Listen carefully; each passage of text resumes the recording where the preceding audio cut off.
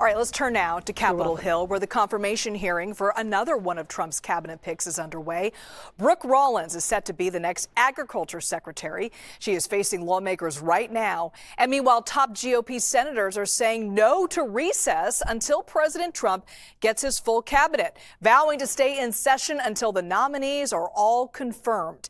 Democrats, though, reportedly trying to slow walk that process. Here's Senate Minority Leader Chuck Schumer doubling down on why some of Trump's nominees are, quote, dangerous, specifically Russell Vought, Trump's pick to lead the Office of Management and Budget. Take a listen to that. Now, you know, we all know that a good number of Donald Trump's nominees are very, very troubling. But this guy is he's probably at the very top of the list in terms of how dangerous he is to working people and to America. Mr. Vought is the godfather of the ultra-right. He is the chief cook and bottle washer for Project 2025, which would decimate the lives of so many Americans. It's a parade of horribles, and this man is being put in charge. He's at the levers of power to implement these dangerous, dangerous proposals. A parade of horribles. CBS News political reporter Taurean Small is live for us at the nation's capital, following it all for us, and he joins us now. Taurean, Senate committees teed up votes today for the nominations of these Trump cabinet picks. I want to take a minute to go through them. We've got Doug Collins for VA Secretary, Lee Zeldin up for EPA Administrator, Doug Burgum for Interior Secretary, Christopher Wright for Energy Secretary, and Eric Turner up for consideration of Housing and Urban Development Secretary. Can you walk us through how the votes for these individuals are going right now? Yeah, Liz, a lot of names, ever-developing news here on the Hill, but I can report out that all 5 of those men that you just mentioned there have been approved out of committee, mostly by bipartisan support. Eric Turner seeing the biggest pushback there. He's a former NFL star, now tapped to head the Housing and Urban Development Department by President Trump. 11 Democrats broke rank there to vote against him, but it's likely that all 5 will ultimately be confirmed by the Senate as, again, Republicans have the votes there. A 3-majority lead in the Senate means that all of those should be safe. All right, another name we're keeping a close watch on for Taurean. Walk us through what's going on with the nomination of John Ratcliffe. Could we see him confirmed by the end of the day?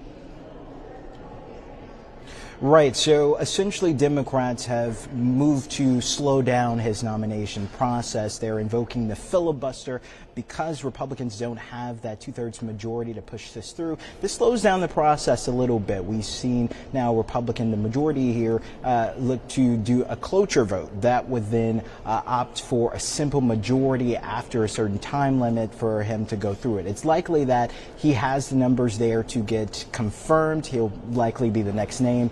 And then it's Pete Hegseth, who's next on the docket, who will have to go through the same procedure. His could take a little bit more time as there are some Republican non-committals on the table right now. That includes Senator Susan Collins, who just as recent as today said that she's still reviewing not only the most recent affidavit that was released from his former sister-in-law, but she's also going to listen to some speeches on the Senate floor to before she decides to make a determination on how she'll vote. Yeah, I want to lean into that a little bit, Taurean. I mean, after these allegations revealed by his former sister-in-law, we're talking allegations of alcohol abuse and that his former wife feared for her safety. Are there other politicians maybe reconsidering their vote as well?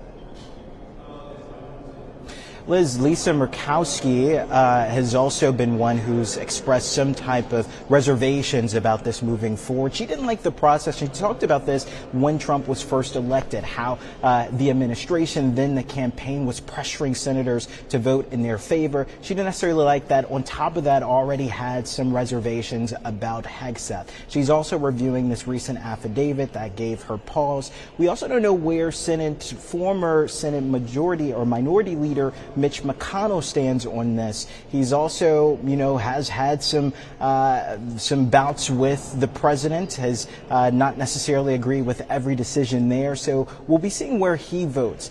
if there are 3 defectors. So if 3 Republicans break, it would then require for the vice president, the president of the Senate, J.D. Vance, to come in to be that tie-breaking vote. If that happens, Hegseth could be well on his way to being the leader of the Department of Defense. And Taurean, while we have you, House members held a press conference earlier today on the Birthright Citizenship Act.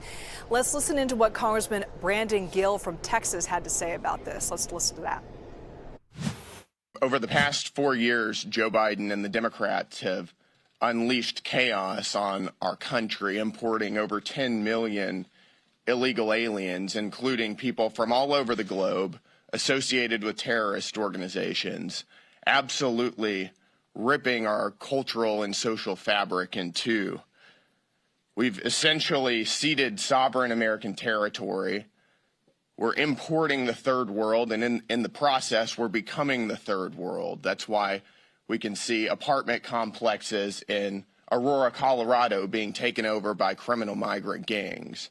We can see a lady just a couple weeks ago, American citizen, who was lit on fire by an illegal alien on a subway in New York. I think it's time that we stop allowing the left to systematically rig our elections in their favor by importing a new electorate. All right, we've heard from the Republicans there, Brandon Gill, a Republican. But what are Democrats saying about this? Yeah, I do just want to point out that freshman congressman echoing a lot of what we heard Donald Trump and J.D. Vance say on the campaign trail. That was really a lightning rod behind their election, making immigration at the heart of what they've been talking about. Democrats are obviously not on the same page there. They're calling this an unconstitutional move by the president, and we've seen 20-plus states, Democrat-led states, file a lawsuit to block this executive order by the president. This just follows this thread of executive orders that's ruffling members in the House and the Senate, but also Democrats across the country who say that Donald Trump is going too far with these executive orders. I want to talk briefly, though, about Donald Trump's pardons to members of that were part of the riot on January 6th. We've seen yesterday one member in particular, Stuart Rhodes, who was the leader of the Oath Keepers in the House, on the House side here, looking to meet with members to expedite other pardons by the president. Hakeem Jeffries, the leader of Democrats in the House, held a press conference today, said he was uncomfortable and that this sets a precedent that could be dangerous for members moving forward. So we're keeping an eye on where Democrats stand on Trump's actions so far, but it's likely causing more ruffles and reverberations throughout the Capitol here. All right, you'll be keeping an eye on us on it all for us. Taurean Small, thank you so much for joining us.